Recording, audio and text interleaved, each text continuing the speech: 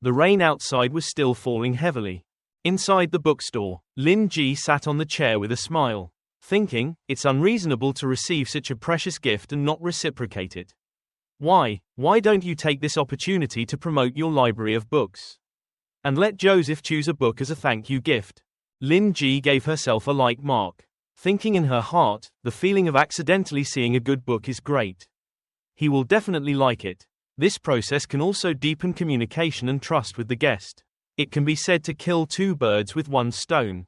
Lin Ji smiled like a flower, said to Joseph, I don't have anything as a gift in return. Do you want to read any book? I can give you a free book. Do you have one to try to choose? The rose's eyes glanced at Lin Ji. While Lin Ji was trying to advertise, Joseph said, no, thank you. You still recommend me a book, let's go. Lin Ji quickly stood up, looked at Joseph, and said, well, actually you can choose. My library of books is quite large. Joseph sat over there, sweat pouring down, smiling from ear to ear. Refused, thank you for your good intentions, but for me perhaps only the books you recommend are really suitable for me. Lin Ji had to give up the idea of multi-leveling.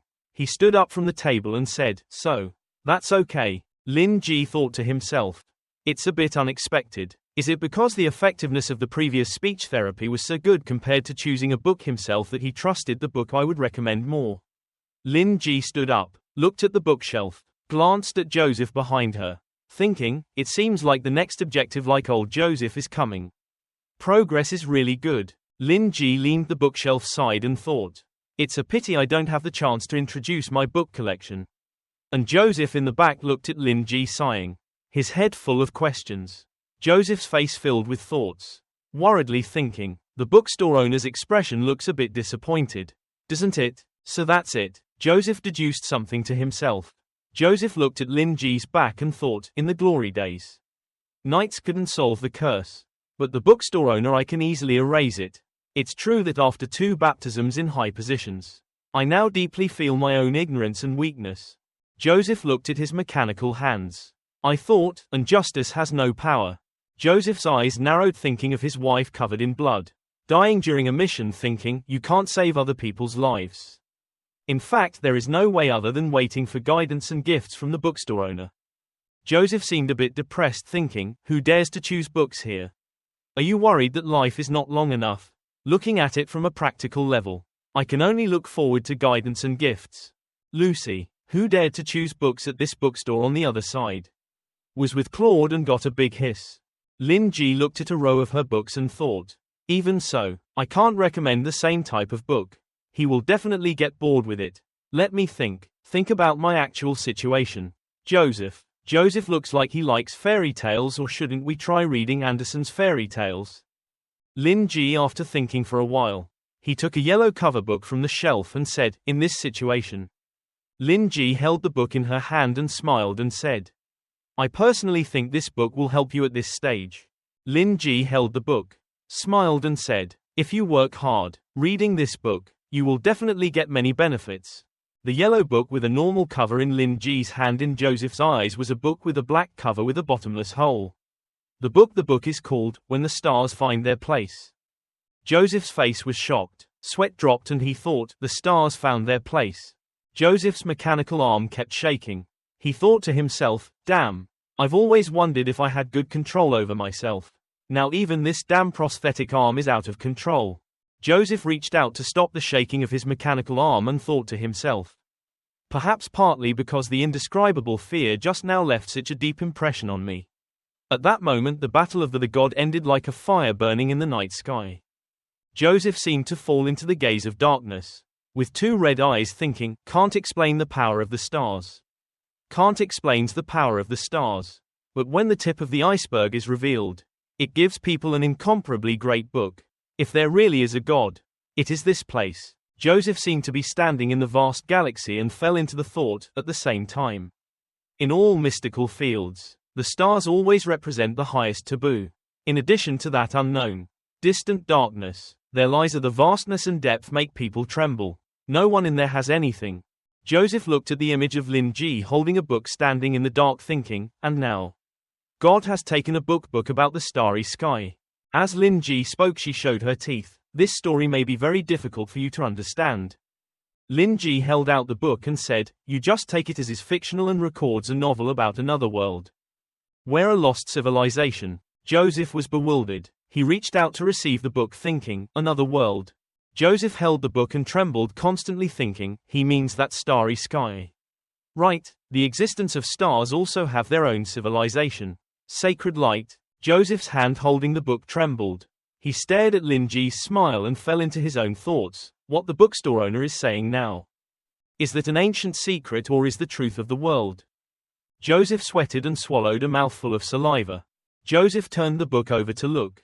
In the book there seemed to be a bright light shining in his eyes. Joseph raised his hand to turn the book and still saw Lin Ji's face. But when he turned another page, his hands were already in darkness. Joseph was now standing in an unknown space that was half blue and half black. Very mysterious. Joseph was once again standing in a strange space.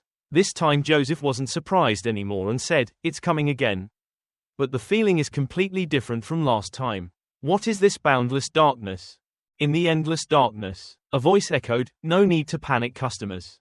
Behind Joseph, as if there was a yellow light shining and someone was sitting under that light accompanied by the voice, "At least you won't be in any danger here." Joseph was a little startled and turned his head and shouted, "Who's talking?" The figure sitting on the chair was reading a book. He was wearing a white vest and was sitting next to him. His face was covered with a mask. He raised his voice and said, "Please calm down." The other person looked at Joseph and said, "Welcome." He was wearing a metal mask. Joseph could see his own reflection in it. He raised his voice and said, "The one who tries to peep at the stars." Joseph asked confusedly, "Peeping at the stars? Sorry, but who are you, sir?" Behind the other person's mask revealed a head of blonde hair. He remained silent. After a while under the yellow light he spoke, "In this place the name of the individual is not important. If you have to have a name to address the other person's voice is loud, then just call me L." Hearing that word, Joseph was startled to realize in his heart that the name of the owner of the bookstore is Lin Ji. Joseph thought, L. Could it be? Joseph didn't dwell on the thought and said, "Okay. Mr. L." The other Mr. L said to Joseph, "This is not anywhere." Mr. said, "If I have to say it, it's your first and last chance to choose before facing endless madness and delirium. Nothing will happen if you just stay here." Mr. L stood up, looked out the black window and said, "If you want to go, your spirit will no longer receive the protection of reason. Only those with will not be swallowed by the stars." Swallow. So are you sure you want to get out of here and continue? Mr. L turned around and stood facing Joseph and said, "Only those who are not swallowed by the star are qualified to become a torch to guide lost travelers back to their homeland." Hearing that, Joseph placed a hand on his chest as if promising and said, "I'm not sure which star you're talking about. And whether it can become the so-called light or not." Joseph promised the fairy, "But if doing so can prevent more tragedies from happening, then I'm willing to try my best." Mr. L raised his voice and said, "Don't rush to conclusions." He snapped his fingers. The dice have different shapes such as squares, diamonds, hexagons. On those shapes are numbers. Mr. L said, "Let's play a game first." Joseph felt like someone was pressing his acupuncture points and couldn't move. He was startled and thought to himself, "What's going on? Why can't I move? Is this the game he's talking about?" Joseph looked at the dice spinning in the air and thought, just one sentence has taken away my ability to act. What is he planning to do to me? Mr. L looked at Joseph and spoke like a robot. "Everything is ready. Take action with your companion." Joseph was bewildered. A figure appeared next to Joseph, startling Joseph. Joseph looked at that figure and thought to himself, is this the power to create life from nothing? There's no mistake, even though the face is a bit vague. This thing is definitely still alive. Moreover, I clearly feel that this toy is really as close as a companion. Joseph was quite startled and thought, are cognitive abilities also affected by that statement? Mr. L rolled the dice saying, "You and your companion are currently in an abandoned building. As you can see, this building has been in disrepair for a long time and everywhere. Every place shows signs of erosion by wind and rain." Mr. L's words were like a speech, leading everyone into the story. Mr. L is now standing far away from Joseph and his companion. Him and there is a staircase connecting Joseph and Mr. L. The other staircase leads to the door where Mr. L is standing. Then Joseph and his blurred companion fell into an abandoned and damaged building. Joseph looked up and thought to himself, with just one word. He can transform into building materials. Could this be a dreamscape of some great existence, or is he using the dreamscape to cover reality? Joseph's eyes looked up and then looked straight at him, thinking, if it's the latter then maybe. Joseph stood in the middle of the rubble. Mr. L stood on the other side of the stairs looking down at the two of them and said, success. Resounding. At this time your premonition will make you realize something is wrong. You feel eyes looking at you. According to Mr. L's story, Joseph seemed to realize what someone was doing. Look at yourself. Mr. L's voice echoed, and is urging you to turn around and look back. Joseph turned around and looked back. A giant octopus with countless open mouths and eyes was staring at Joseph. Mr. L's voice was still saying, what appears in front of you is something indescribable. Joseph thought in bewilderment, can this also be easily created? No, good. I have to counterattack. Joseph reached out his hand to do something but couldn't move. He was startled and thought, I can't gather the ether. Joseph looked at the octopus's tentacles with those eyes and mouth and thought to himself, is it possible that not only my ability to act is taken away, but my supernatural power is also taken away? A tentacle of a monster wrapped tightly around Joseph's hand and its mouth full of teeth was very close to Joseph's arm. Joseph was bitten in pain. His mouth opened wide. He screamed a long time, unable to stop. His voice of Mr. Joseph's brain felt like some mucus was running. Mr. L said, the crazy profanity has polluted your mind, and you can no longer distinguish reality from illusion. You gradually lose consciousness. Fear will oppress your mind. You feel as if you have fallen into boundless darkness, and you cannot touch anything. Joseph's hand and friend his companion seemed to be in the air and thinned and lengthened and stretched like rubber. Mr. L's voice said, your existence will soon be swallowed up by an inexplicable force. Now with your last bit of sanity. What was the last thing you did? Joseph seemed to be enveloped in a giant drop of water with monsters surrounding him. Joseph's whole body was like a rubber band that could be pulled at any time. Joseph's still pure eyes stared at a certain direction silently without speaking. After thinking for a while Joseph spoke, Joseph's whole body was tied up by the monster, unable to move. Joseph said, I will push my companion forward. After Joseph spoke, then the illusion seemed to crack. Behind Mr. L it was as if there was a giant tree monster reaching out its claws to rip out memories. The monster fluttered with its two wings, flying into the sky, holding a box of some kind in his hand. Joseph raised his hand and raised his leg as if asking for help. Everything in the unknown space seemed to be broken. Countless blue eyes and black holes were staring at Joseph and the books seemed to be floating. Accompanied by the voice, you did it. Joseph fell somewhere and underneath where Joseph was lying was a deep black color.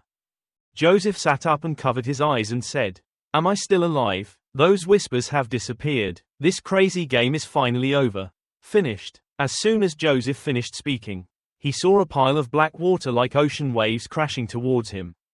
A giant monster like a large old tree with many arms and legs is appearing. It has a round snout with thorny teeth and is standing right next to Joseph. When Joseph raised his head to look at the monster, he was just like a small ant. Joseph's face was very surprised. Joseph quickly stood up. He could see that the monster was the demon lord, Azathoth. There was a voice somewhere saying, Demon Lord Azathoth. And the other eye was, eyeballs are floating around.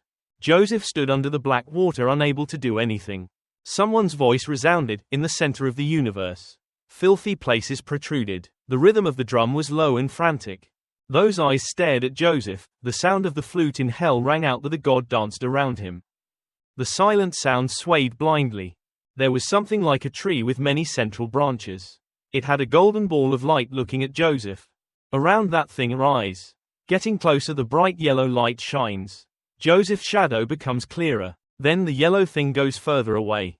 This place is like a galaxy full of stars, and eyes with black lines blending with the blue are trying to sweep Joseph deep into the bottom of the abyss. Joseph woke up from his hallucination. Joseph's sweat fell onto the table. Joseph's face trembled, full of panic, thinking, come back. I'm Joseph. That's right, Dad. I've read this book. Joseph's hands were shaking non-stop. I want to go out and scream loudly to the sky. Joseph's eyes widened like spinning wheels. He thought, no, my brain is too hot. Joseph closed his eyes tightly thinking, I have to force myself not to think about this too. Calm down. Only now do I understand the bookstore owner's suffering. What kind of fictional novel? This is just an excuse that the bookstore owner used to prevent me from being afraid. Joseph stood silently in front of the table thinking, maybe he wanted to maintain the remaining bit of my sanity. Luckily I let myself go for a long time, and I'm used to doing it by myself. Joseph smiled, showing all his teeth, thinking, this place isn't bad. It seems like an assessment of the owner. The bookstore has been turned upside down again. Joseph looked at Lin Ji, who was steaming purple over there, and thought, but it's not because of the wrong judgment before. It's because the highest ranked conclave tower is only level 1. Joseph raised his voice holding the book, asked Lin Ji, those things in the story. Are these great people members of this civilization? After looking at the book, Joseph put the book down on the table, while Lin Ji's head was full of questions. She smiled bewilderedly, her eyes closed tightly, thinking, what kind of question is this? Lin Ji opened her eyes and looked at the cover of the book called, When the Stars of Humanity Shine. Thinking about it. Many parts of this memoir may also be very vague to Joseph.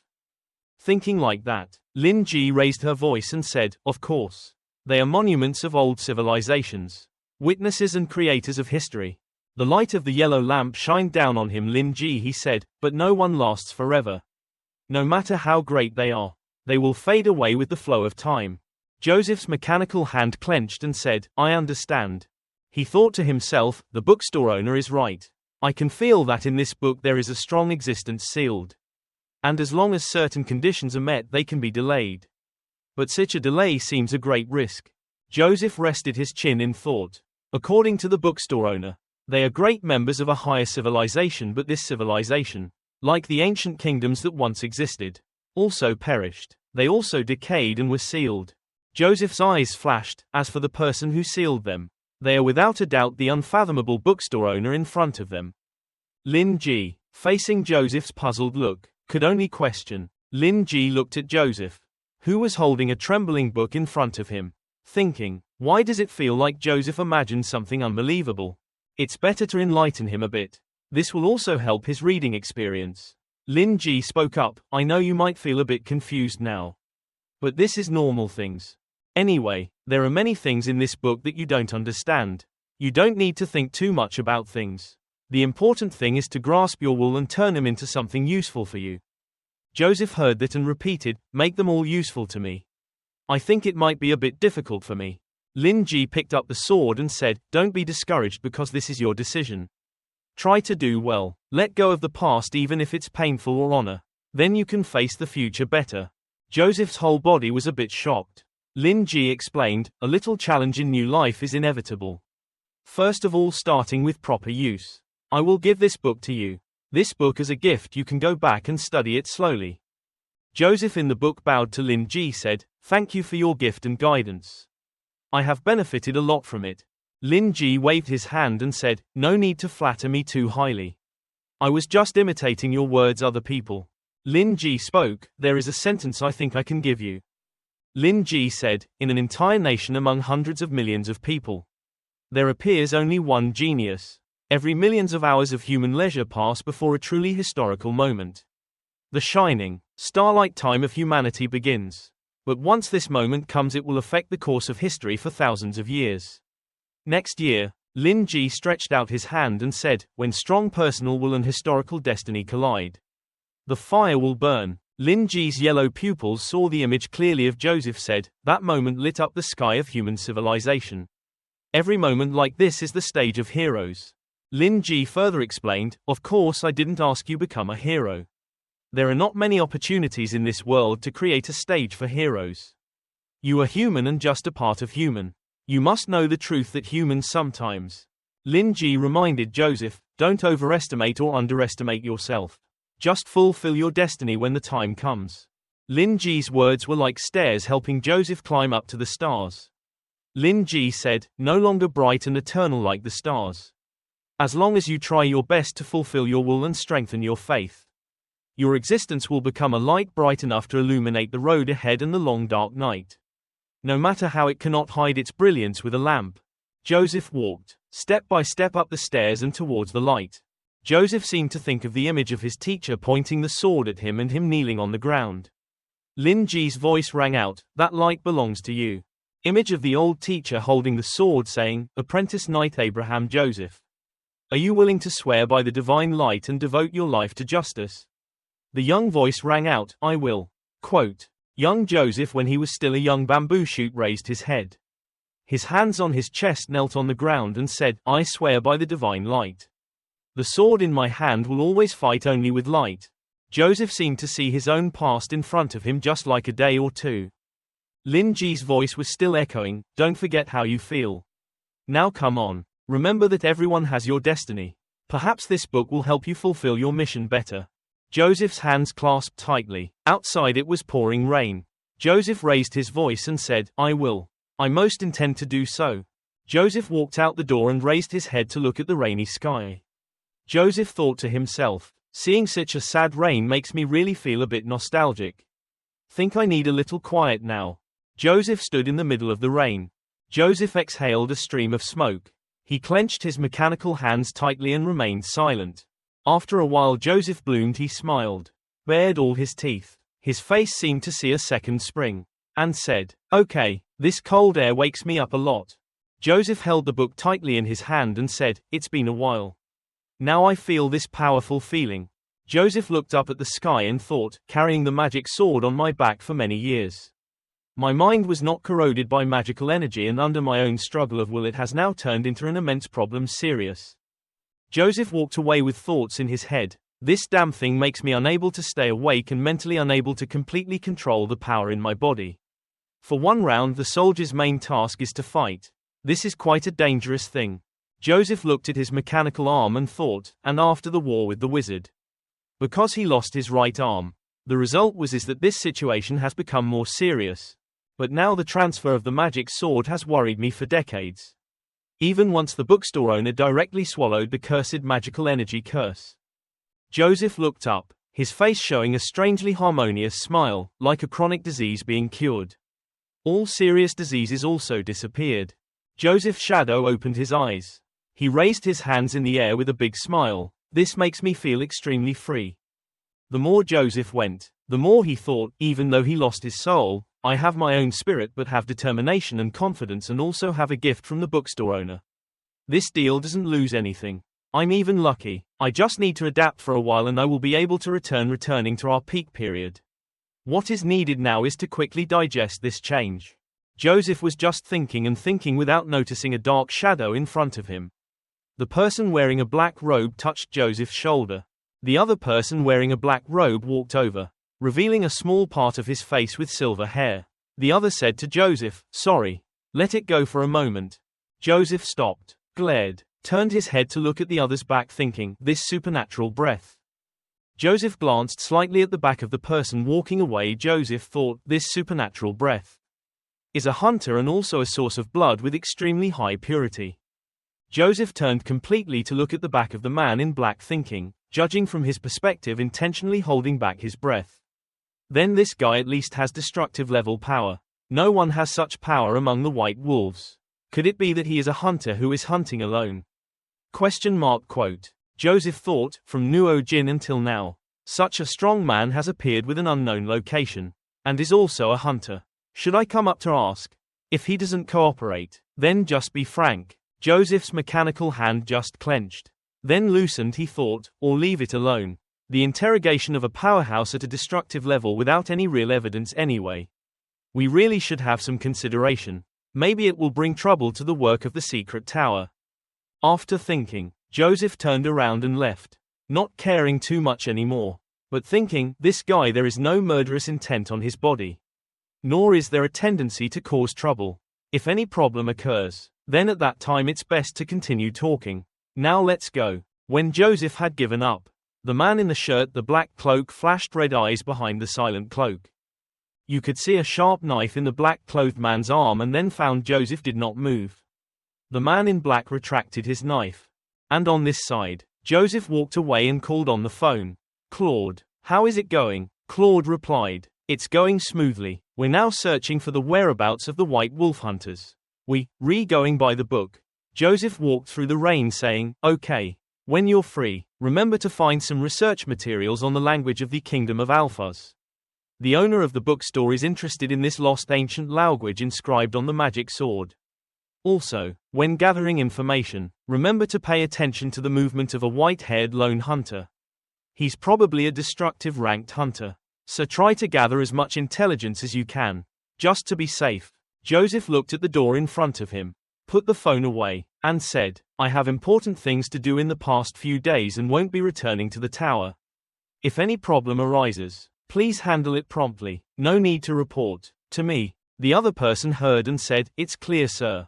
You've worked hard. After hanging up the phone, Joseph stretched his arms and shoulders and said, Finally, I'm free from work. I don't need to handle files anymore. I've been working so hard for such a long time. Maybe it's time for me to rest. Joseph sighed and smiled with his eyes. Brightly said, In short, you should rest for a week properly. Don't care about work or anything else. Now the most important thing is to rest. Joseph held his hand open the door and said, Right. I remember there are some research materials gathering dust in the study. I'll look through them later to see if there are any ancient texts. Joseph opened the door thinking, it would be nice if it's amazing that Melissa's thirst for knowledge is only half that of the bookstore owner. This child has had a headache since he was young, and he doesn't know who else. Joseph thought, forget it, Knight. It doesn't matter if you don't have culture or not. But if you can fight, it's okay. Joseph pushed the door into the house. The bright light shone on his face. He smiled gently, narrowed his eyes and called, Melissa. But suddenly his eyes opened. He was startled to see something. I only saw that on the ground right under his feet. Books were falling all over the ground. Some books were still open, showing that someone had finished reading them. Joseph was bewildered and thought to himself, oh my God, what's going on here? Like this. Joseph took off his coat and hung it on the rack. Joseph looked up at the wall clock and thought, tonight at 6:30 is actually a normal meal for Melissa. But there's no smell of food in the kitchen. Ether sensed that the kitchen was empty. Joseph thought of his daughter wearing an apron cooking delicious food, in my not too much impression. Melissa's cooking skills are extremely good. Normally right now my sweet girl should be wearing an apron, frying a fatty steak with some sweet potatoes and baby basil in the kitchen. Remembers Melissa's face with a smile. She arranged the food on the tray and thought, fry 2 more pieces of sausage. Sprinkle with basil and a little rosemary. The scent of food filled the kitchen. Then she saw her dear father coming home from work. After a long time of absence, he had dinner with her. Joseph was extremely puzzled and thought, touched and missed by her father's suffering and humiliation. So the girl served each dish for her father. Eat. That's the way it should be. Right. But Joseph looked down at the pile of books lying haphazardly on the floor.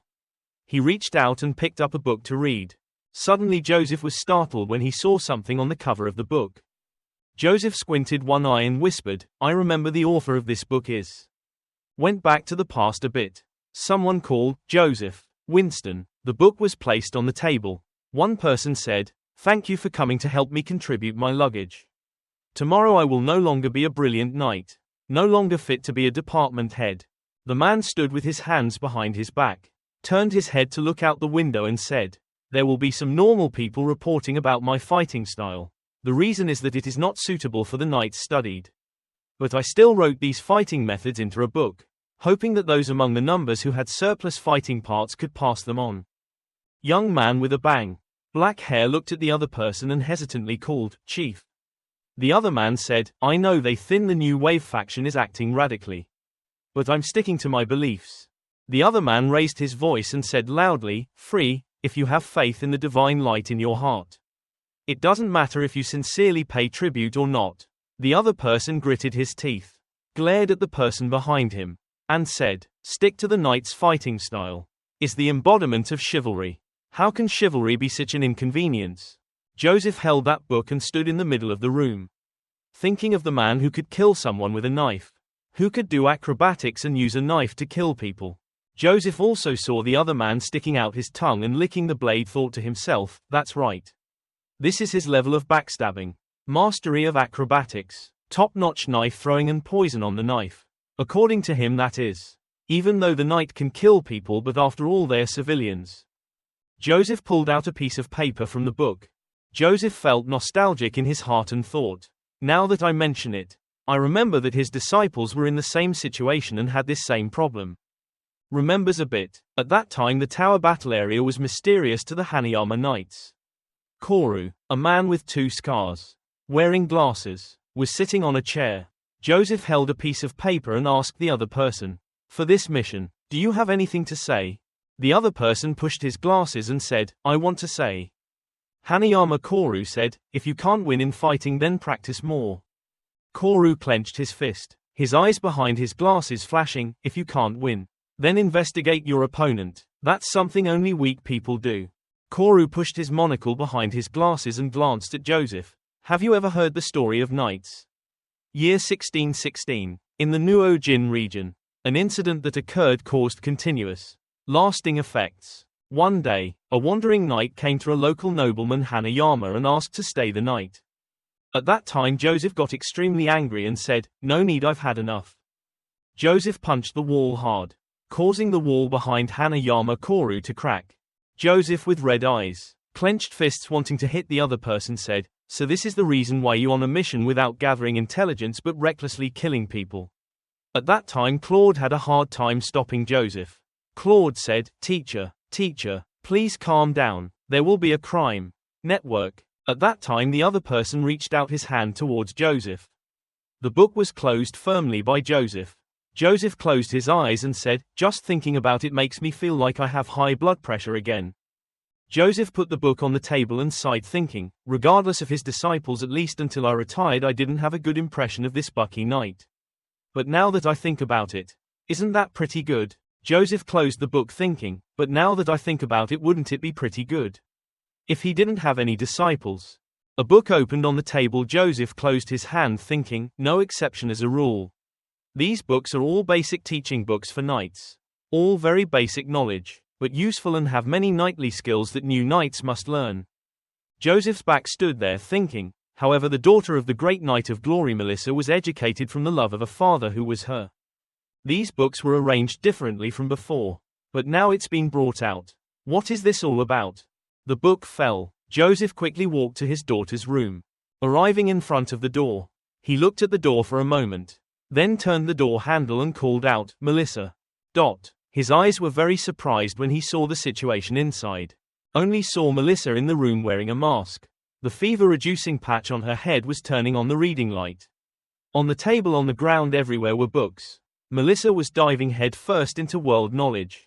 Joseph couldn't believe it when he looked at the piled-up books. Like a mountain, and his daughter studying. Joseph pushed open the door and called out, "Melissa, what are you doing?" Melissa was sitting over there reading a book, listening to Joseph ask. Her eyes looked up at her father and replied, "Studying." Joseph listened and his head was filled with questions, unable to describe the situation at that moment.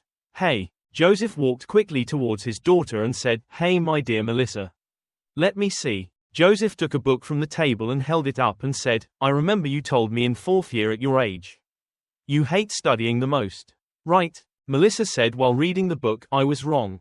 Her lips moved and said, "At that time I was really too stupid to understand the meaning of learning, and also because my talent was limited, so I can't experience the joy of learning." Melissa said without taking her eyes off the page, "If I met my 4-year-old self, I swear I would spank her ass hard with my beloved bullwhip." Melissa's eyes glared. "Then tell her, take advantage of the time to study early." Joseph put his hand on Melissa's forehead to check. He leaned closer to Melissa's face, asked, "You don't have a fever, right?" Melissa quickly pushed her father away and said, "No. I'm very alert. I'm more alert than ever." Melissa looked at Joseph and said, "I deeply realize my weakness and ignorance. The previous messy and disorganized learning method was ineffective and caused me to take many detours." Melissa covered her face and said, "So much so that now I'm past the threshold of panic. That's a failure." Joseph opened his mouth but didn't know what to say. He looked at his daughter, who was immersed in her books, sitting under the yellow light, and thought to herself, "Is this still the good, heartless and simple-minded but obstinate and cute girl Melissa? I'm afraid she's not someone's fault. How did you exchange it? It's like you turned into a different person." Melissa pointed at Joseph and said, "I'm talking about that person." Melissa raised her voice and said, "Your teaching method is too barbaric. You convey everything based on your own experience and not is there any method at all." A fatal sentence for Joseph. He wanted to spit blood on the spot. Joseph quickly coughed and said, "Me." Melissa interrupted him, but you don't need to worry. I've read everything books here and learned them all. Under Joseph's bewildered eyes, Melissa said, I have found many suitable paths for myself. It's not too late to start again from now on. Joseph's face was full of bewilderment and he asked, wait, is that all? Melissa sat behind the desk diligently reading a book. Joseph stood there dumbfounded. After a while he raised his voice and asked, how many days have you been looking at them? Melissa looked intently at the book and said, well, it took me a day to borrow the books, she said, and finished reading them in 3 days. Joseph's hand raised to take the glasses he was wearing. Melissa's eyes fell. Melissa was startled. She looked at her father with eyes full of blood. Dad. Dad, why are you? But her eyes full of blood now widened. She held out her hand and said, a sound. Joseph quickly reached out to support Melissa. It turned out that because she had been studying for too long, she fainted. Joseph reached out to touch his daughter's face. There were deep dark circles under her eyes. Joseph's eyes seriously. He glanced at the book on the table next to. Outside, thunder and lightning were rumbling. Joseph hugged his daughter silently. And on this side, a man wearing a black coat and black boots was standing there. Somewhere said, just a few days ago. I really didn't expect to come back here so soon. The man looked at the skeleton in front of him and said, really? The man in black thought, if possible I wish I would never come to this place again. The environment here is difficult to adapt to a hunter. The man looked around. In the crowd there seemed to be a big wolf following him, thinking, the life of a hunter is only iron and blood. As well as chaotic and crazy animalistic fighting. The so-called hunters are just a group of wild beasts disguised as humans. The man thought, this is almost completely contrary to the truth of worshipping knowledge and reason. Which makes people most uncomfortable here is no smell. The man standing in front of a door, accurately speaking members of the Truth Society. The smell from most people's bodies is very frugal and uniform. The man pushed the door open and walked in thinking, only a cold and persistent smell remains on their bodies. The taste is also the so-called knowledge. Andrew sat behind the desk and glanced at the person entering, came and said, Mr. Ackerman, you're late. The man hung the coat on the hanger and said, hunters are never late. Vice President Andrew. Of course he won't be early. He will just arrive on time according to your wishes. You know that too, don't you? The man said, or are you just patient enough to wait for the ladies from downtown to come to the ball? The man looked at Andrew in front of him and said, that's really rude and I'm sorry because of my negligence. Andrew's eyes narrowed and said, let's stop joking here. And get back to the topic. Andrew put his hands on the table and asked the other person, Mr. Burton Ackerman. Who the Night Watcher's lack of vitality means giving up on the wild hunting mission midway. Right. The man was none other than Burton. Burton sat on the chair pulling his collar and smilingly asked, is that okay? The monster's skeleton is outside the window. It's still raining. In the brightly lit room, Andrew and Burton. The two of them sit opposite each other at the table with 2 glasses of wine. Andrew said, you mean you want to abandon the mission halfway? Burton asked with a smile, isn't it okay? Andrew said thoughtfully, no. I didn't mean that. Andrew looked up at him and thought, what's going on? What's the problem? He looked at Burton sitting on the wall in front of him thinking, only 3 or 4 days have passed. The hunter has received the bounty and is full of ambition and turned back and chose to abandon the mission. Couple Burton's eyes sitting across from him flashed red. Andrew thought to himself, such a short amount of time is only enough for the most basic investigation. Right. Andrew clasped his hands and looked at Burton in front of him. Thinking, as far as I know, Ackerman conducted an experiment. His eyes flashed. He looked around the bookstore a few times and even entered inside again. Further, the ether backup monitoring device has been activated and no ether fluctuations have been detected. At the same time, according to the other party's effective monitoring network, it can be said that the wind is calm and the waves are cold. Andrew thought of a certain bookstore. It seems like there was no conflict or friction going on. So to say, even though it's hard to believe, maybe Ackerman did give up before taking action. And the owner of the bookstore, Lin Ji, is now leisurely drinking tea. Andrew is still deep in thought, thinking, is this reasonable? He entered the bookstore and chatted with the bookstore owner for a while. The bookstore owner just used words to make people lose their fighting spirit. Right. Andrew pondered and rebutted himself. Thinking, this is too unreasonable. Use reason to consider rationally. Currently there are other unknown factors. Andrew raised his voice and said, "If I remember wrong." Andrew's eyes stared at Burton in front of him. Mr. Ackerman a few days ago was also very eager to get his rating certified to the destroyer rank. Burton sat opposite. Both hands were placed on the edge of the chair and loosely clenched. Smiling and saying, "That's right." Burton crossed his arms and said, "At that time I was very eager to be granted a certificate of destruction level." "Right." Andrew's hands clenched tightly and remained silent. Then he raised his hand and asked, "So why do you choose to give up now?"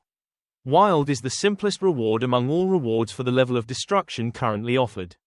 I mean, if you mentioned the overall difficulty of the mission, then it should be the easiest mission. More than half of the prize money it brought was quite high and you were very determined to win it at that time." At this moment Burton interrupted him. "Vice President Andrew, I think the Truth Association. There's no need to even find out why they abandoned the mission." "Right." Burton sat back in his chair and said, "After all, for you guys, there's no need to care and there are no rules like that." "So?" Burton's eyes flashed as he looked at Andrew and said firmly, "You seem quite worried." Andrew remained silent without speaking. Andrew thought to himself, even though I took advantage of him first, but this is when he didn't understand the situation clearly. The real reason was to use him to make him become the vanguard of the Truth Association to participate in the level 1 area. But now the other party has directly refused. The situation has become a bit awkward. Looking at Burton holding up a glass of red wine, he thought to himself, the initiative is in the opponent's hands. Now trying to persuade him to change his mind will look like I have a goal. For any other purpose, getting angry has no effect. The most important thing now is to explain to him how to understand. Andrew raised his voice and said, "That's true. But because security interests in the Nuo Jin area, you must have heard that Nuo Jin has not been peaceful lately. We very much hope that someone can help resolve this danger. Hope you can understand." For Burton on this side gave a grim smile and thought. In his heart he can't keep calm. If he says that it's just speculation because the bookstore owner is too powerful.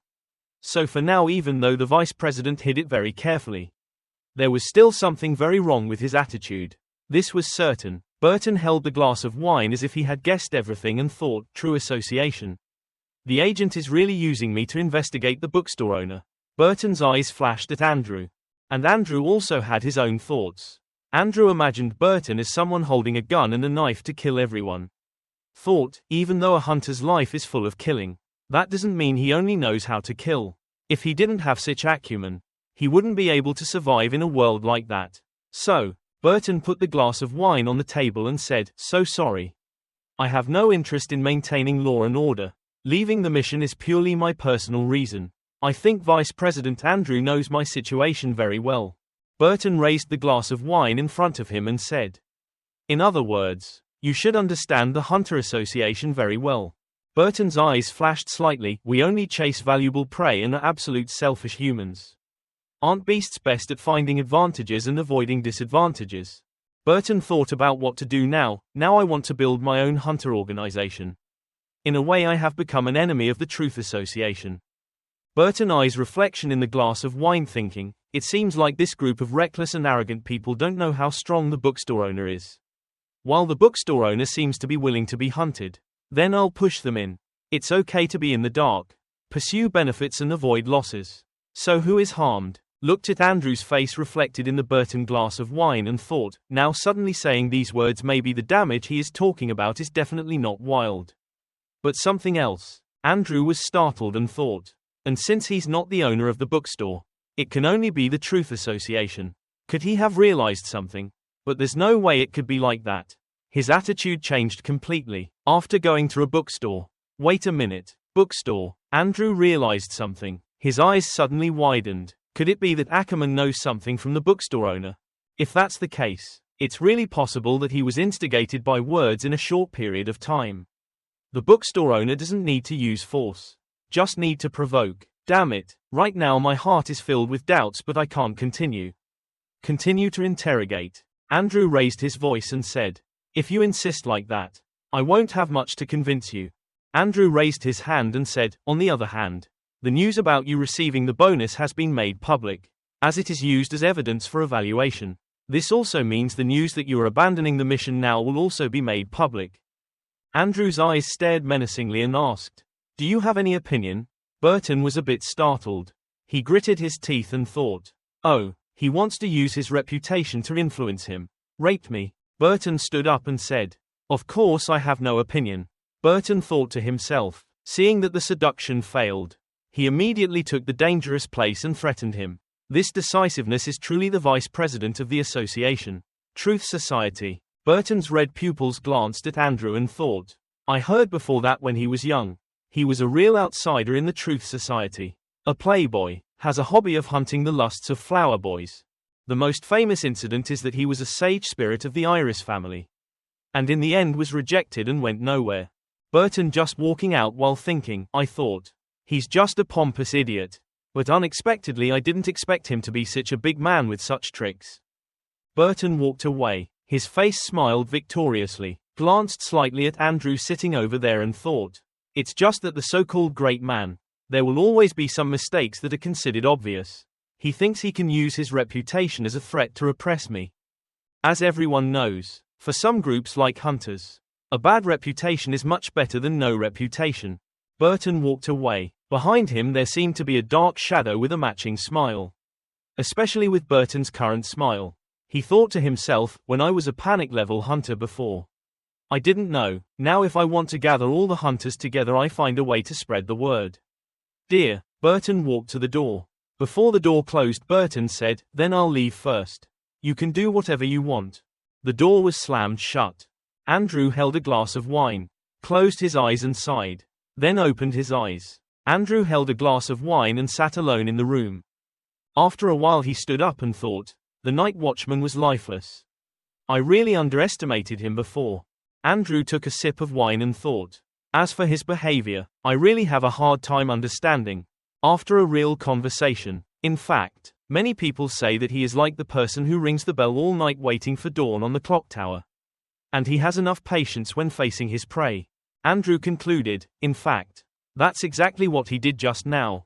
Andrew looked at his face reflected in the glass of wine and thought, however, how could a simple hunter of destruction dare to take the Truth Society as his son? Bait. Andrew angrily squeezed the wine glass so hard that the wine in the glass spilled out. He clenched the rim of the glass and thought to himself, what an imprudence. However, what if the mysterious bookstore owner is behind all of this? The wine flowed on Andrew's hand. He thought, if he is really friendly and blindly helping others as mentioned in the document, he should directly help Ackerman complete the mission instead of currently.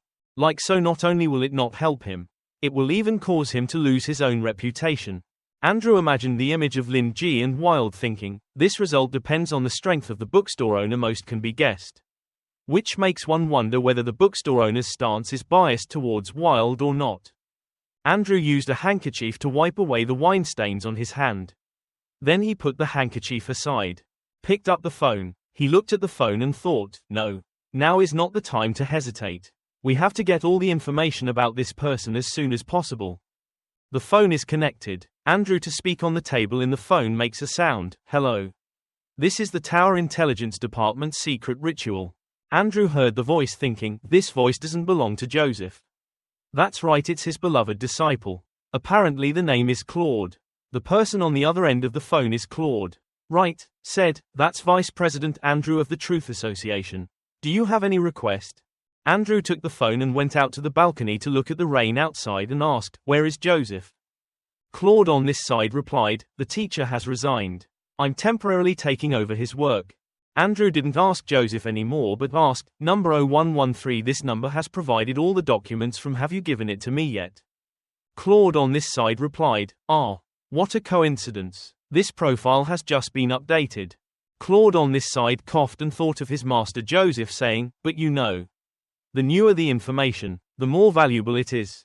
Claude thought a little shyly. No, I still can't make money without changing my face like the teacher.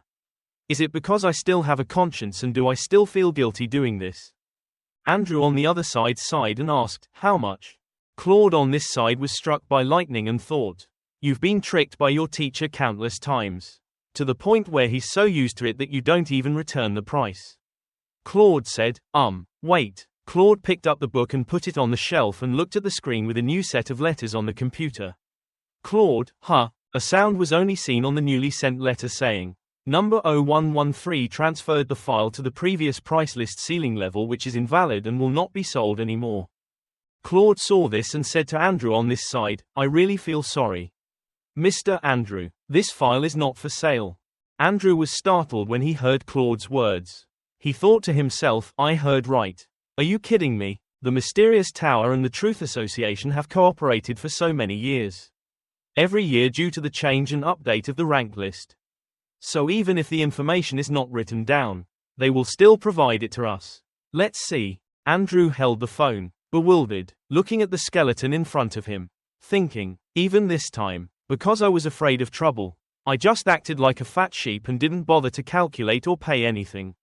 The Mysterious Tower has absolutely no reason for refusing this transaction. Andrew's hand clenched the balcony, thinking, but the truth is I was rejected. Andrew thought to Claude on the other side, smiling just like Joseph thought, this is even more frustrating. 3 seconds ago that bastard Claude, that person is still haggling with a tone like that of old thug Joseph. In other words, this file can still be sold 3 seconds ago. But 3 seconds later it cannot be sold. How in this world is there such logic? Andrew angrily moved his lips to say something. But the thought only existed in his heart, someone must have intervened during these 3 seconds to make that brat change his mind. Obviously, the only person who can at this time directly order Claude to obey without the slightest hesitation is the bastard who asked to leave and go home. And still has the skin to ask his disciple to temporarily take on Abraham Joseph's task. And Abraham Joseph is extremely unjust. Currently sitting at home taking care of his daughter who fainted because of studying hard. Joseph looked at Melissa lying on the bed. Joseph touched the photo above hand. A photo of a happy family smiling. Joseph stared at the photo silently without saying anything. The phone on the table, Joseph rang. Andrew on this side said, let Joseph talk to me. Claude on this side was quite awkward but still refused, saying, I'm sorry. Right now the teacher has urgent matters to deal with. I'm afraid the teacher can't talk to you. If you have any questions you can tell me directly. I will try my best to answer you. Give you a reasonable explanation. Andrew heard Claude say. He was still looking at the rain, suppressing his frustration, and asked, Sir Claude, can you explain to me a little for what reason can this file not be sold? On this side, Claude was also quite startled. Claude looked at something and said, it's like this. Just now it was my mistake. Claude was finding the papers on the bookshelf, explaining, the number 0113 of the file's security item has changed from top secret to sealed. At this level, even with your powers and special privileges, you cannot see. Claude took down a file from the bookshelf and said, if I sell it to you, I will be violating the regulations and will be severely punished. I will only temporarily take over the job. Teacher to maintain the normal operation of the intelligence department. I'm still not very familiar with these issues. And I'm really sorry for letting such a mistake happen. Claude wrote sealed the other file under the word security. Claude put the file back on the shelf and answered the phone as he walked. Fortunately, this mistake was discovered before the transaction, so there was no waiter, but the consequences aren't very good. And I really don't know much about other things. Andrew's side had begun to tremble. Claude's voice still echoed through the phone. If you really need it, you can wait until the teacher returns from finishing the matter. Then tell him directly yourself. Or you can also directly report to the elder. Andrew on this side gritted his teeth angrily and whispered a curse. Andrew was angry, thinking of Claude, a person who doesn't know anything. And when he finds out, he wants to go find the leader. Religion, then the seasonal employee. Andrew thought, hateful, obviously throwing the pot of argument. But these words were said completely without finding any flaw. Which is angry, especially if what he said is true. Then what he did was to handle the work according to regulations. Of course it was reasonable. Even if I gritted my teeth in anger, I still had no choice. To refute him publicly. Andrew looked at the skeleton in front of him and thought, damn, although the other person's attitude is very good, it doesn't make me less angry at all. Last time I was so angry. It felt like I was being bullied by you.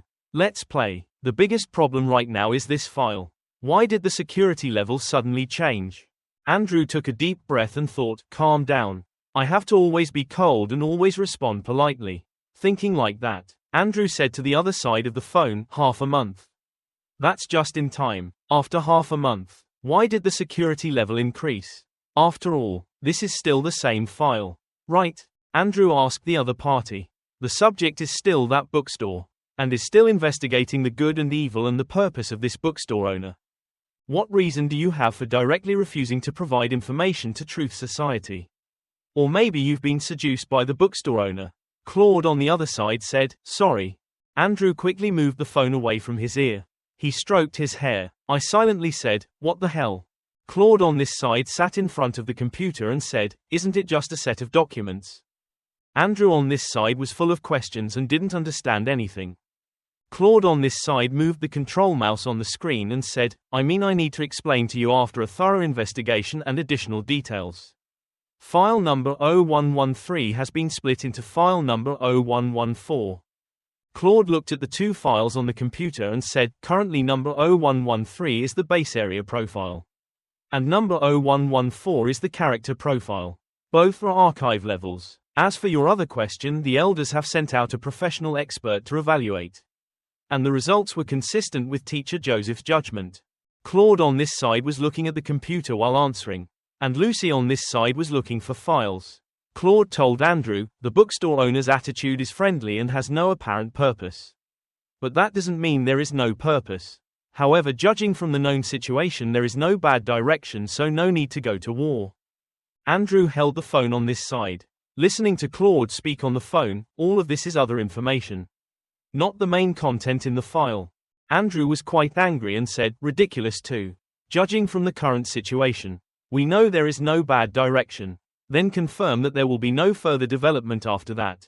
If your injustice causes the people to suffer harm, have you thought about the consequences? Do you have a responsible attitude towards the personal safety of the people? Andrew angrily turned around and went inside and said, if this is the attitude of the secret tower, then I am very disappointed. Andrew placed his hands on the table and leaned on the table and said, your previous proposal is indeed not bad. I think after a while I will need to have a nice chat with your elders about what you said. Today, I will report it honestly. Claude on the other side wiped away cold sweat and sighed. And Andrew on this side still kept the phone in his hand to hear Claude say, it's great that you can understand. I hope you will have a pleasant conversation with the elders. Andrew on this side thought he would succeed in threatening, but failed, angrily looking at the phone thinking, this kid feels like he is he mocking me? I highly doubt it, but I have no proof. Claude asked, do you have any more questions? Andrew picked up the glass of wine thinking, well, he almost fooled me again. Andrew said, this isn't enough. Why suddenly increase the security level? You haven't said anything yet. Claude saw Lucy and his face turned red and said to Andrew, this problem is really beyond my control. I don't know anything and I'm not qualified to change level of confidentiality. Lucy took the cup and gave it to Claude. Claude reached out to take it and said to Andrew, haven't you decided to talk to the elders about this matter? I think this will be more effective than talking to me on the phone here. Is that what you said? And Andrew over here heard Claude say it and got angry, not knowing that in one night today how many times did he think of Joseph? Every time he asked about Joseph, he would scratch his nose and say, go find Claude. I don't know what's going on. I didn't do anything. Andrew's face turned black and he thought, damn, these two teachers and students are pushing each other's responsibilities to the point of being so similar. That's unbelievably cunning. Andrew grimaced and said, okay, I'll go investigate that bookstore myself. Claude on this side looked at the steaming tea and happily said, that's great. I wish you luck in your actions. I heard that the bookstore owner is not only friendly but also willing to help solve the problem. I hope you have a nice visit. The phone was slammed down on the table. Andrew angrily poured himself a full glass of wine. Andrew tilted his head back, took a sip of wine. He stroked his hair and said, go on your own. Don't say these silly things anymore. Andrew's eyes flashed slightly thinking, using the curiosity of the scholars of the intellectual faction to investigate is reasonable. Andrew sat on the chair looking at the skeleton outside the rain saying, I will send them. In another place, the factory area of the Justice Association moving the Nuo-Jin regeneration machines. In this place the machines are placed in a room, where scientists were standing and talking, as if they had just stepped out of a meeting, wearing white shirts as they walked and talked to each other. This clay statue project, how long will it last? Another person said, the intensity of the experiment is getting more and more intense. Every day from morning to night collecting data. A blonde-haired old man spoke up, the superiors are not. There's a plan to allocate funds and the experiment isn't making much progress. Instead of security regulations, I can only live in the laboratory. I'm almost suffocated. Another gray-haired person also said, that's enough. Stop complaining. Being able to do research for the Truth Association is a blessing. The man wearing 2 small glasses on his nose said, hey, it's not a joke. I've really had enough of this waste. 2 of them, one thin, one fat, looked at the machine in front of them. The one wearing glasses said, a total of 3,050 artificial human testing objects are numbered as failures. If this continues, sooner or later the researchers here will go crazy. The 2 walked past the machines containing human bodies with attached machines. The person wearing glasses said, no progress at all. Isn't the ether relationship I've compiled already at 200%? The fat man walking in front said, this is the only experimental subject that has achieved results. The fat man snapped his fingers, pointing at the naked girl inside the test tube filled with wires, saying, that's it. The best test body so far is expected to reach a maximum of 200% of ether. But unfortunately the price of the ability to combine the witch's stone in her blood concentration and her body is that her lifespan is only about a year. Girl in the test tube with the silver hair opened his eyes, revealing blue pupils. The man wearing glasses said, 1 year. So what will it be like after 1 year? The fat man said, the power of the witch stone will gradually become impossible to transform, leading to the ether force in her body becoming higher and higher, eventually being unable to control the flow of ether and its production. The test product will inflate like a balloon and eventually explode. The lab at that point will also explode. We won't need to work overtime like this anymore. That's great. And the man with glasses was sweating a little and pushed his glasses and said, hey, that's really too dangerous. The white-haired girl looked at the 2 of them talking, probably listening to the man. The fat man said, be happy. Everyone, this is the only research in Nuo Jin where you can see the moon on rainy days. According to the above saying, this can make us happy to do more hours and improve the efficiency of research progress. Some people say, damn it, I'm not a member of that church. Why should I be happy to look at the paintings? Someone continued to say, I'd rather be happy to see my monthly salary. Another person said, you keep dreaming. Andrew's family doesn't have that much money. Another person said, but that guy can actually woo a rich lady. They said and laughed to each other. The girl, who was currently in the test tube trying to fill the wires, silently listened to what they said. The girl raised her hand to touch the glass in the giant test tube. Her blue pupils staring at the moon outside. Through the closed door in the laboratory, her blue pupils clearly saw the moon as round as an egg. Her hand touching the glass. The water in the room. In the blue test tube. The glass of the test tube gradually cracked. Outside. It was still raining with thunder and lightning. Ji Jixu stood in the hallway of the building looking out at the rain. Behind was Kei and Max. Ji Jixu said, have our men gathered? Max behind replied saying, yes, miss. In order to take down the White Wolves outpost on 52nd Street. We've gathered all our men. Ji Jixu heard that and said, I feel that this is their last base outside of the hatchery. Ji Jixu's eyes said solemnly, taking over here means we have to start the final decisive battle with the White Wolf.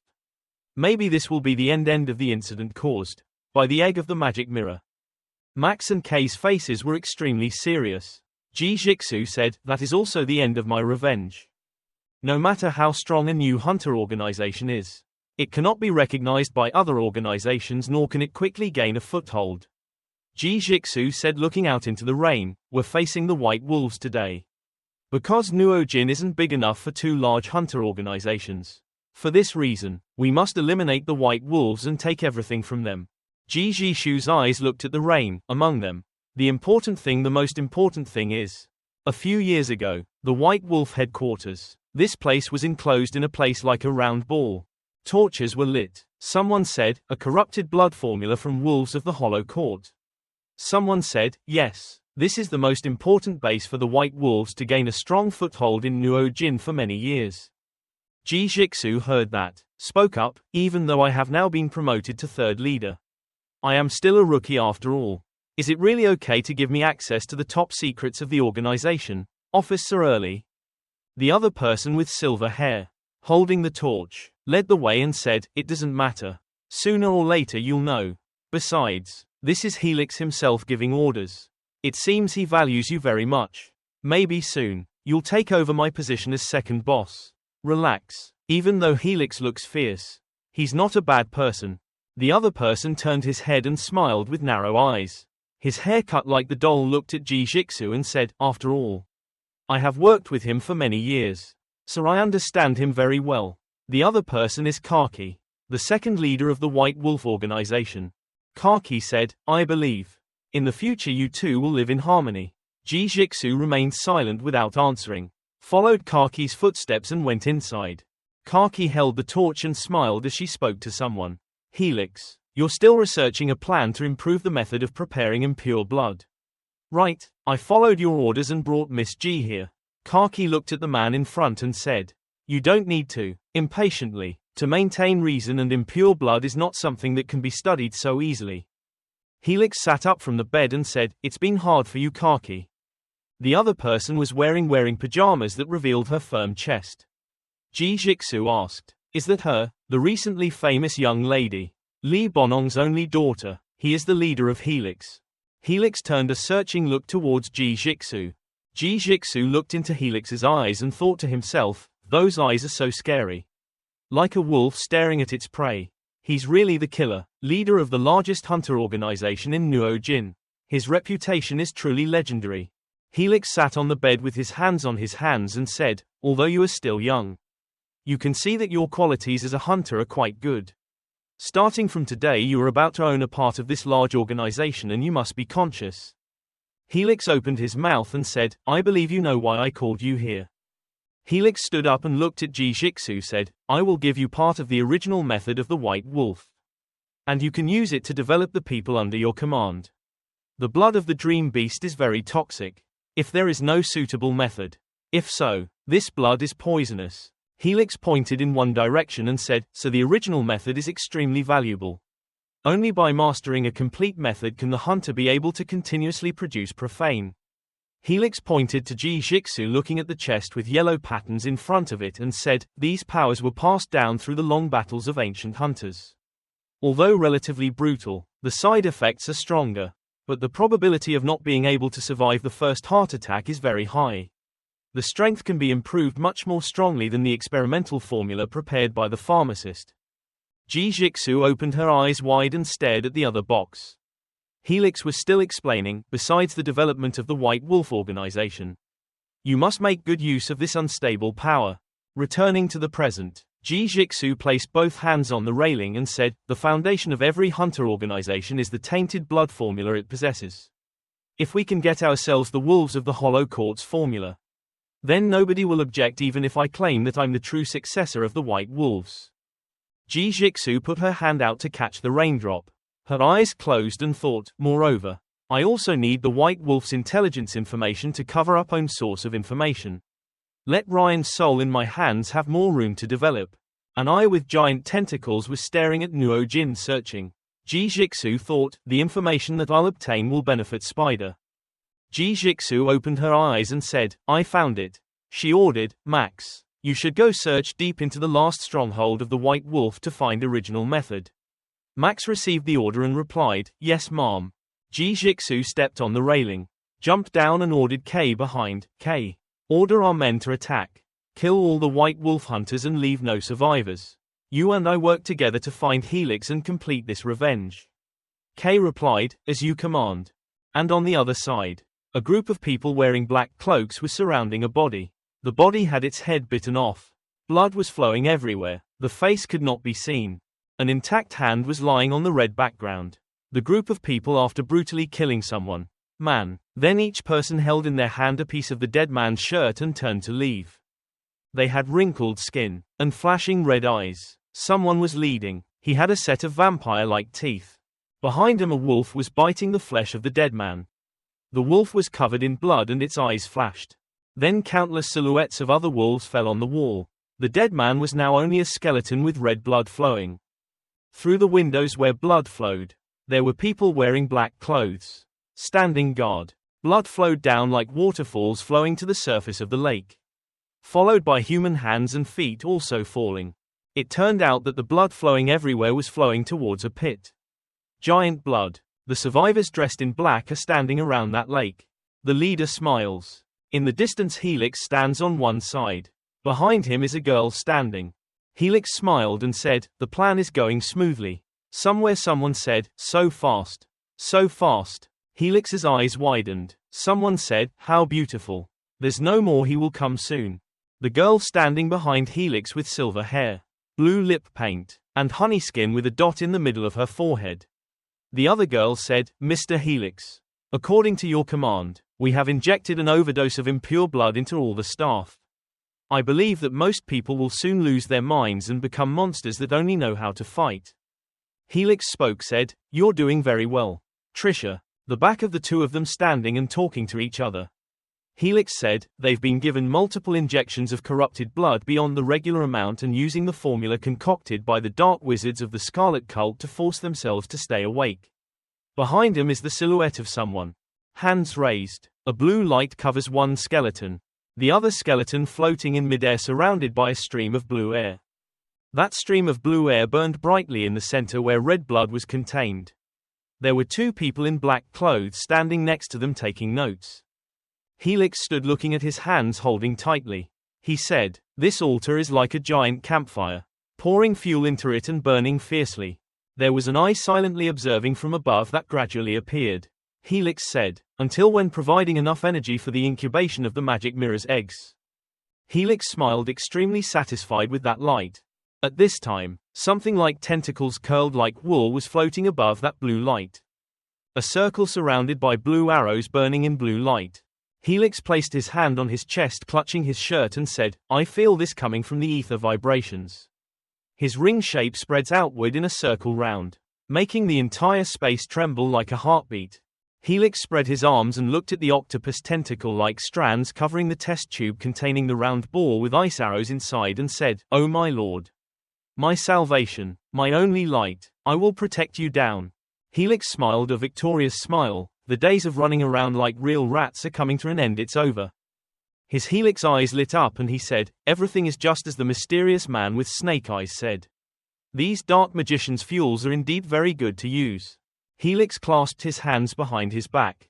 Behind him were countless arms and legs of deceased people. He said, "Thanks to this type of firewood, the incubation speed is at least twice as fast." Looking at the blood flowing all over the ground, Helix thought, Murphy just died. The most important psychological pillar of these dark magicians immediately collapsed. The pathetic pride and arrogance that made these self-proclaimed powerful dark magicians evil tiger.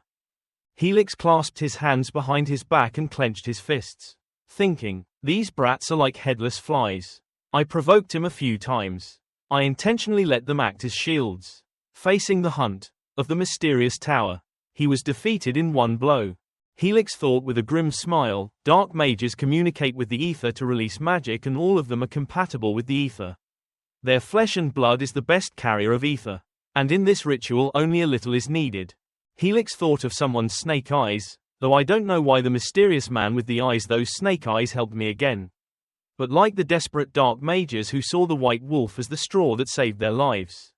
This was not the straw that saved our lives. Even if it was a cleverly laid trap. Right now there is no other choice but to step into it. Behind Helix, as if there was a dark shadow placing a hand on his shoulder. The other voice said in a deep voice, "Burn it. Feel free to do so, burn. This is done through a feeding ritual. It is much more effective than your previous method of directly draining your life." Some shadow whispered into Helix's ear, "Take the copy, construct Nuo Jin and burn everything. Blood and life is the newest fuel you will bring to them. Those nightmares and pain are your fate."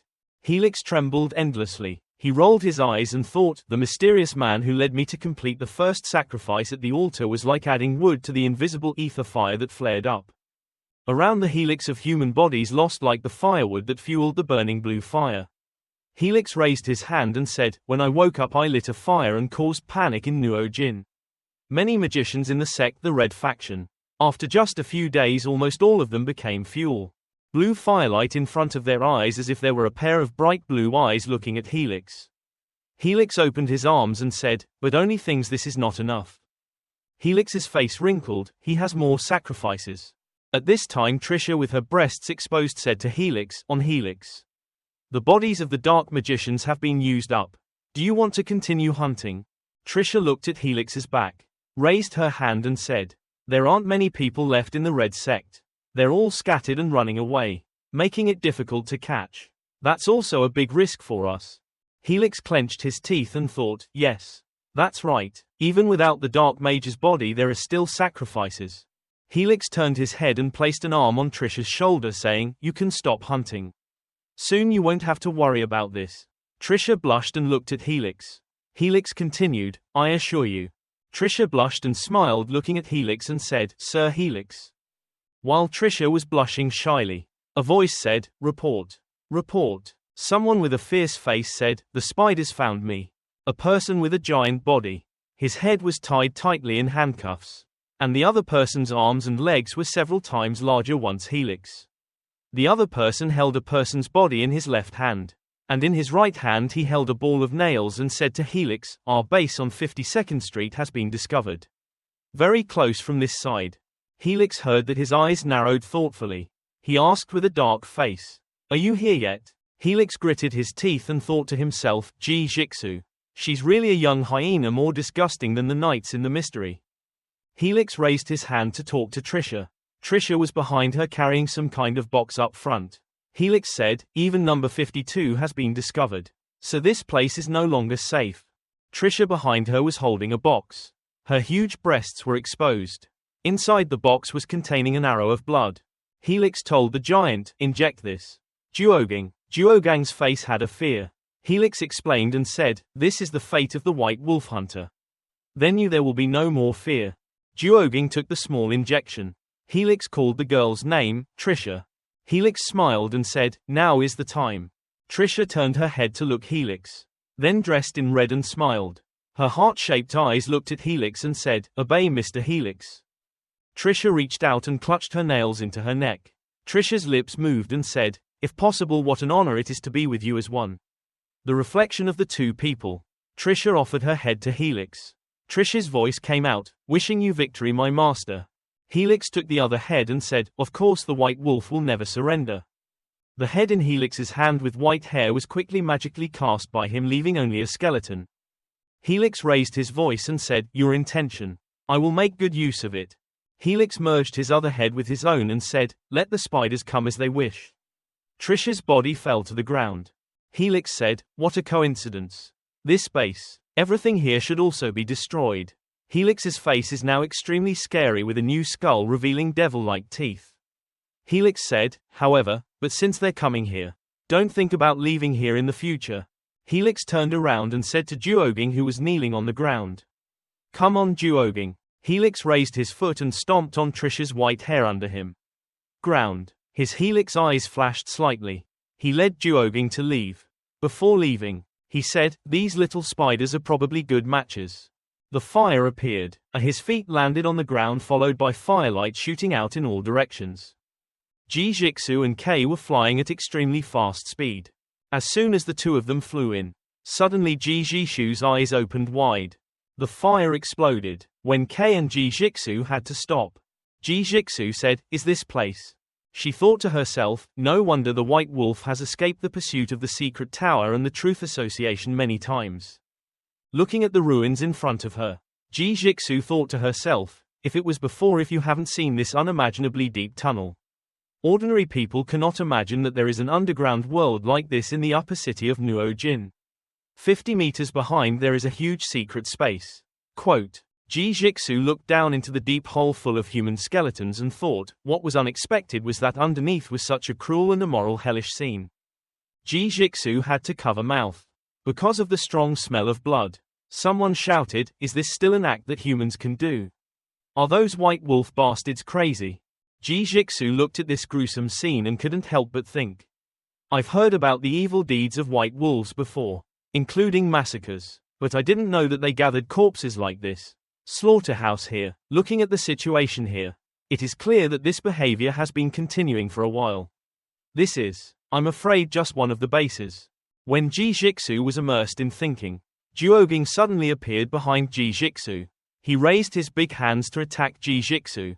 Situation inside the base, but forgot about the ambush behind. This time I'm afraid we will have to confront directly. At this moment Kay shouted loudly, "Lady, be careful." A slash of the sword passed. Kay used his sword to take Duogang's heavy punch. Kay tried to endure Duogang's heavy punch. Ji Jixu shouted, "Kay." Could be seen at Kay's feet sank into a deep hole under Duogang's weight. Kay vomited blood. Duogang gritted his teeth and attacked without backing down. Kay trembled and said, "I'm here, don't even think about attacking you. This fat guy!" Quote. At this time, Ji Jixu in the back screamed loudly and rushed towards Duogang.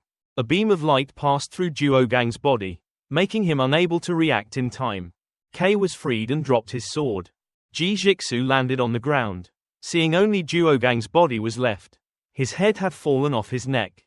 Ji Jixu glanced at Duogang with purple light in his eyes. Then she rushed up and kicked Duogang straight in the leg. Blood splattered right in front of Kay. In Kay's eyes, Kay clearly saw Ji Jixu's silhouette and Ji Jixu's concerned and worried tone.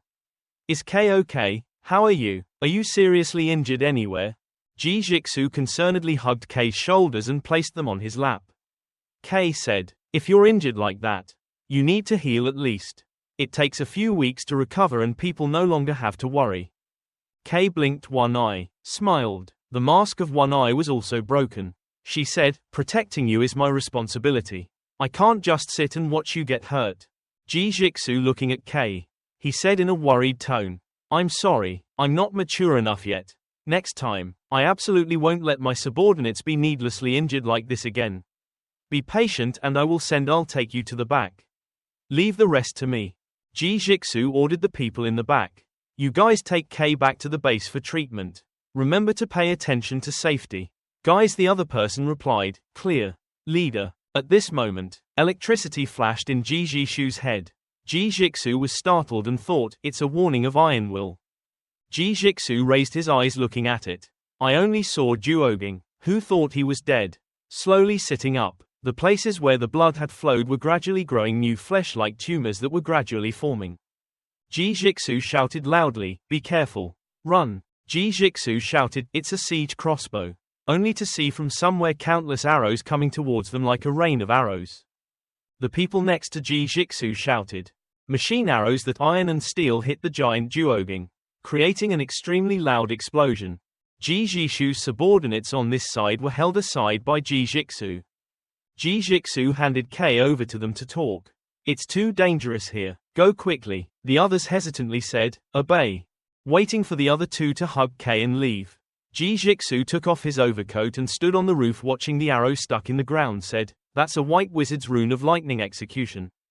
At this time, there were yellow lightning bolts on Ji Jixu's head like lightning. Ji Jixu was startled. His eyes opened wide, thinking, "Not good." That yellow lightning circled in the sky a few times then hit hard where Ji Jixu was just standing. Ji Jixu quickly dodged, but there were people who couldn't dodge and screamed loudly. Ji Jixu looked up and gritted his teeth. At the ruined place, the lives of people who had just sacrificed quickly turned into dismembered corpses. Blood flowed down into the pit. Those dead people's hands and feet were not intact again. Into firewood to feed the matrix energy with blood. Ji Jixu also stood in this blood pit and scolded, "Damn it." Her teeth clenched tightly as she looked at the person in front of her calling, Helix. Helix was standing on a tall building. His face was wearing a human bone mask looking down at Ji Jixu saying, "Miss Ji. Long time no see. You seem to have become strong again." He raised his foot and hit something hard towards Ji Jixu. Ji Jixu dodged. Helix said, "Your luck is really good. Yes, can completely control the blood's reason." Ji Jixu's hands have now turned into the hands of two wolves. Helix said, "Is that the power the bookstore owner gave you?" Helix jumped down and stood opposite Ji Jixu. He said, "Unfortunately, if the situation didn't allow it, I would also like to visit that person once." Helix said with a smile. "However, that doesn't matter anymore." Around Helix were black shadows with red eyes flashing above. The sky was filled with lightning waiting to strike down. Helix's hands also grew. The nails were like the hands of animals. He said, "I think he has no way to help you now." "Right." Ji Jixu shouted, "The state of those hunters is clearly abnormal. What have you done to your subordinates?" "Only saw Helix's subordinates. Everyone is like a giant chimpanzee. Some have grown 2 arms. They are now like animals. Helix said, it's just a little trick. Using high concentrations of impure blood to make their spirit crazy. At the same time it gives them many times more strength than before. This can make them sane for a short time when turning into a beast. Helix spreading his arms and saying, the price to pay is that once the mind is run amok and the body will die suddenly. And the illusion and pain of seemingly dying have given him an unparalleled will. As long as they are not afraid of death. If they can act, they will be the most effective killing machines. Helix's mouth smiled with satisfaction and asked, don't you feel like you're being teased? Miss G, you can easily get that power, but the price you have to pay is your life. This world is not fair. Is it? Ji Jixu pursed his lips and shouted. You still dare to say it's not fair here? Weren't you the one who killed these hunters? After solving all the sources, all the crimes you have committed, I will forgive you. I will present this gift to those hunters who died unjustly. Ji Jixu's eyes flashed. She looked at Helix and said, you look so unsightly, Helix. She said contemptuously, don't say you will gather the rest of us now to deal with this hay. It's such an honor for me. After all, even the secret tower doesn't have this kind of treatment. My small hunter organization was founded less than a month ago. It really has a big reputation. Quote. Helix walked slowly towards Ji Jixu and laughed loudly. His tongue became extremely sharp. None of this can change your destiny. Things have come to this and you and I are no longer there. Way back. Ears grew from Helix's head. He said, there is only one battle. Helix's eyes stared at Ji Jixu, between you and me. The last survivor will represent the future of the hunters. Ji Jixu looked at him with firm eyes and said, stop talking alone there. Heresy. A tail grew out of Ji Jixu's back and also Ji's body. Jixu also quickly grew fur. She shouted, now it's time for us to release each other's hatred. Ji Jixu's face was now the face of a white wolf. She shouted, prepare to die, Helix. The other Helix didn't fit either. His clothes were taken off and a grey wolf tail grew out. He shouted, well then jump in here. Big G letters. Helix's face was now also a wolf. He shouted, I can't wait any longer. I will tear your soft and white throat. Your blood must taste very delicious. 2 wolves, a white wolf and a grey wolf, confront each other under the rain. 2 claws rushing towards each other. Beast and beast kill, tit for tat, blood for blood, not dead or not stop. In this decisive battle with Helix, I firmly believe that I can cope and win in the end. If anything goes wrong, it is because I have underestimated my opponent's level. Helix rushed towards Ji Jixu frantically. Suddenly Helix's eyes flashed with light. Now Spider must have launched an all-out war with the white wolf. But the other hunters who had just regained their reason, the blood didn't last long. Helix was caught off guard and was bitten hard on the neck by Ji Jixu. The neck was the fatal point where blood flowed out, and he didn't have enough strength to deal with the white wolf members using impure blood. To maximize my power, Helix was bitten on the neck and had a hard time breathing, sticking out his tongue to catch his breath. If we had a direct confrontation, my subordinates could have suffered heavy casualties. I used all my strength to rush into battle without foreseeing this. And I couldn't avoid responsibility for the casualties caused. The white wolf jumped up and threw the grey wolf to the ground very hard. Now I can hope to try my best to reduce the number of casualties. Please, if the new recruits don't have enough fighting power, they can feel what they're thinking right now. A pair of feet stepping on them. The ground ran quickly. The girl with blue hair was running and breathing heavily. The girl with blue hair was running in the rain, thinking, quickly get out of here. Her face was filled with panic, silently thinking, the leader must be informed about what happened here. Those people from the White Wolf are crazy.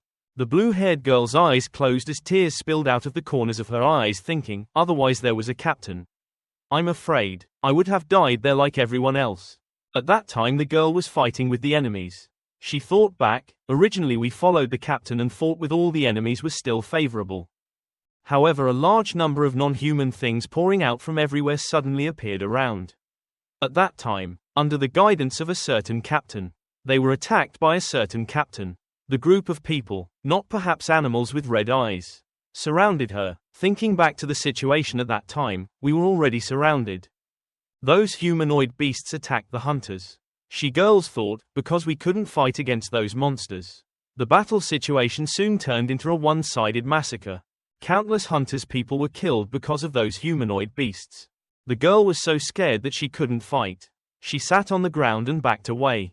Just as she was about to be killed by them, the girl raised her hands and prepared to die.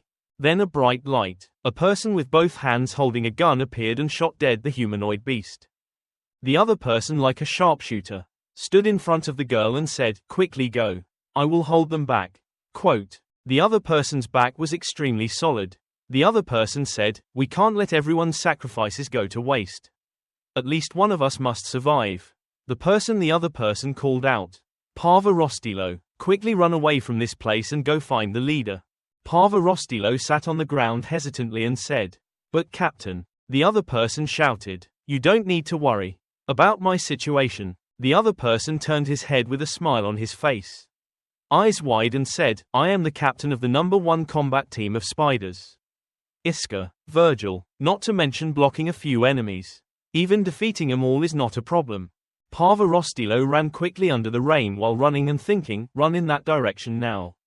Remember not to stop." Parva Rostilo while running and crying. He said, "Captain, I'm sorry. In the future, I'll never talk about your strange eyes again. You must be safe." But as the girl was running forward, the figure of her captain was knocked away and fell right in front of Parva Rostilo. Parva Rostilo covered his mouth in bewilderment, his hand holding the gun lying on the ground, hit by a strong beam of light. Parva Rostilo quickly shouted, "Captain." A black shadow carrying a stick walked behind with flashing red eyes, saying to Parva Rostilo, "Weak. Weak. Really weak. Is this the spider that the Helix boss is afraid of?" Quote. The other person wearing a red mask spoke up and said to Parva Rostilo, "Is that all there is?" Parva Rostilo was startled. She pulled up her skirt. There were small knives in her skirt. Parva Rostilo continuously threw knives at the other person. Parva Rostilo shouted, "Who is that person coming? Stay away from the captain." He only managed to dodge all of Parva Rostilo's knives a few times and even fired weapons that blocked Parva Rostilo's knives. He rushed in front of the girl with a powerful punch and shouted, "It's useless." One of his huge feet was raised in front of Parva Rostilo. A kick from the other person, Parva Rostilo was thrown several meters away. Parva Rostilo's head hit strongly to the ground.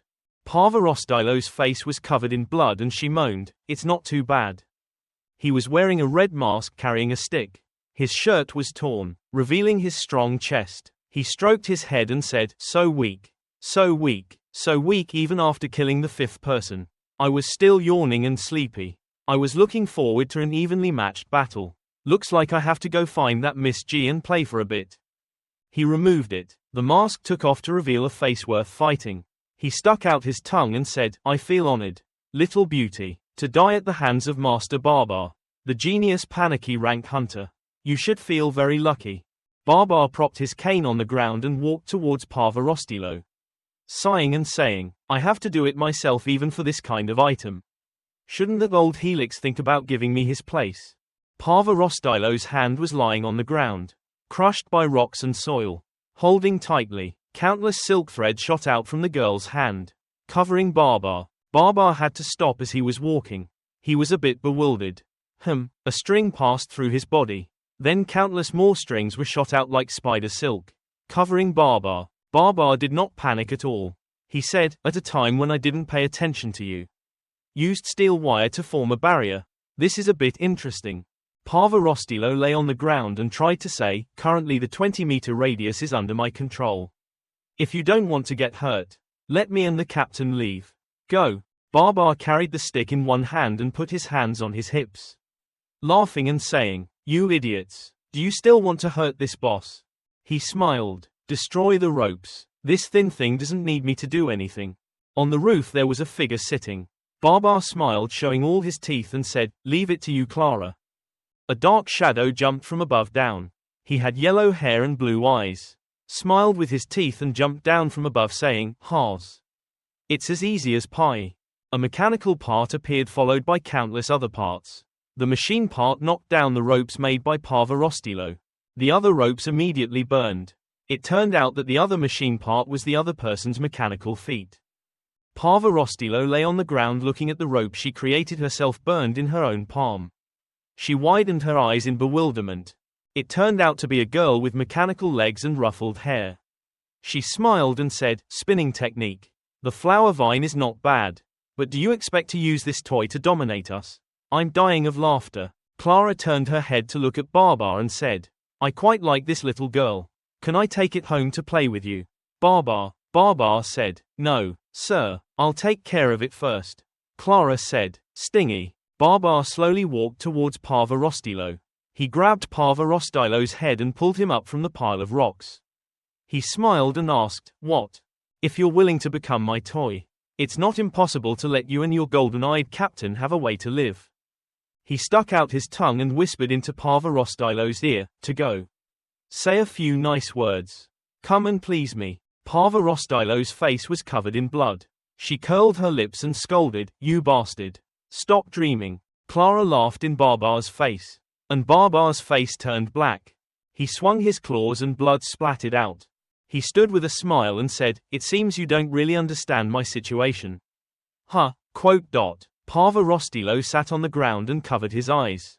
Baba said, "I originally thought I'd get bored and let you die happily.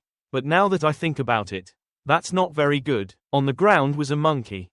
Parvarostilo's eyes. Baba raised his hand to hold Parvarostilo's face. Parvarostilo screamed in pain. Baba forced the girl to open her mouth. He grabbed the girl's tongue and used his long nails to cut every line small drops on Parvarostilo's tongue. Blood flowed out. Parvarostilo shouted loudly. At this time a gun line shot across Baba's face as he was saying, "Next, take this nonsense tongue away." He didn't finish speaking. He suddenly looked at the trail of blood running down his cheek, only to see Parvarostilo's captain lying under a pile of rocks firing a gun towards Baba's face. The gun in his hand emitting a bit of smoke. He was lying on the ground, his face also covered in blood and smiling. "Isn't he injured?" Parvarostilo saw him lying on the ground and shouted, "Captain." Baba said, "You seem like you want to die quickly." He ordered, "Clara, this woman is for you to play with. I go have some fun with that man." Clara then happily walked towards Parvarostilo. She pressed on Parvarostilo and said, "After you talk about this, I don't feel tired anymore. I want to torture her for 7 days and 7 nights with the best knowledge of my life." Parvarostilo had tears flowing in his eyes and thought to himself, "No need." She raised her hand towards Baba thinking, "It's good for me to continue like this. It's good for the captain. What should we do if we die together in this place?" The shadows of Baba and Clara were reflected on the wall, revealing a shadow like 2 evil snakes. Parvarostilo remembered something and thought, "That's right." Before taking action, the leader said, Everything is the arrangement of that person. Perhaps our existence is insignificant to that person, but if he is omnipotent, willing to take a look at this place." Thunder and lightning struck from the sky. From the sky, Parvarostilo silently begged in his heart, "Please. Even if it's just the captain alone. Please save him." At this time, that Baba grabbed the captain's collar. A dark shadow fell down and said, "Ah. Found it. Found it. Are you making noise here?" A dark shadow standing behind the 4 of them spoke. "The productivity of those from the Truth Association is extremely low. Only when I am present can the process be approved. The past few days have caused I'm very upset." Someone said, "I finally completed the process today. I thought I could get a good night's sleep. Now sleep is my top priority. Me, but you guys are harassing me." Someone was letting out a puff of smoke and said, "It's you. Can you endure it?" "But I can't endure it." Burton was smoking a cigarette leaning against the wall with his hand. He spoke in a low voice. "Moreover, you haven't even gone to sleep at night. Running to this small alley to kill people. Making so much noise that it makes others unable to rest. Do you have any manners?" Quote,